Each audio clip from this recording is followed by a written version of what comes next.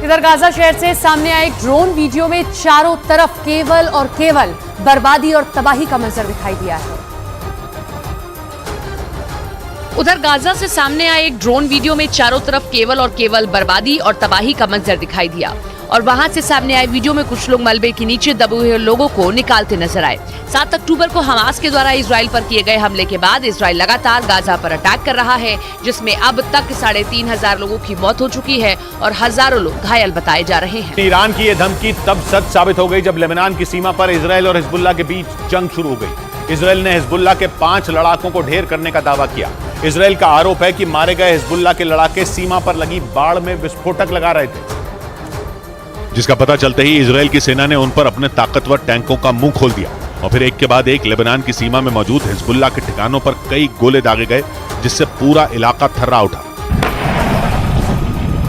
Hezbollah पर की गई कार्रवाई का जो वीडियो सामने आया उसमें इजराइल के कई टैंक ताबड़तोड़ गोले दागते नजर आए, जबकि कुछ टैंक बॉर्डर के पास गश्त करते दिखाई दिए। और इजराइल की मीडिया के मुताबिक हिजबुल्लाह को जवाब देने के लिए इजराइल ने वहां पहले से ही पूरी तैयारी कर रखी थी, क्योंकि वो ये जानता है कि हिजबुल्लाह को हल्के में नहीं लिया जा सकता। इसीलिए इजराइल ने लेबनान बॉर्डर पर बड़ी संख्या में सैनिकों के साथ वहां ताकतवर हथियार भी तैनात कर दिए। कुछ रोज पहले भी हिजबुल्लाह की तरफ से की गई गोलीबारी के जवाब में इजराइल ने अपने लड़ाकू विमानों से उसके ठिकानों को निशाना बनाया था। इजराइल की टेंशन इसलिए भी बढ़ी क्योंकि लेबनान सीमा पर हिजबुल्लाह ने इजराइल के टैंक को उड़ाने का दावा कर दिया। हमास के हमले के बाद गाजा पर इजराइल के एक्शन से लेबनान का चरमपंथी संगठन हिजबुल्लाह भड़का हुआ है और वो इजराइल के उत्तर से हमले की चेतावनी दे चुका है।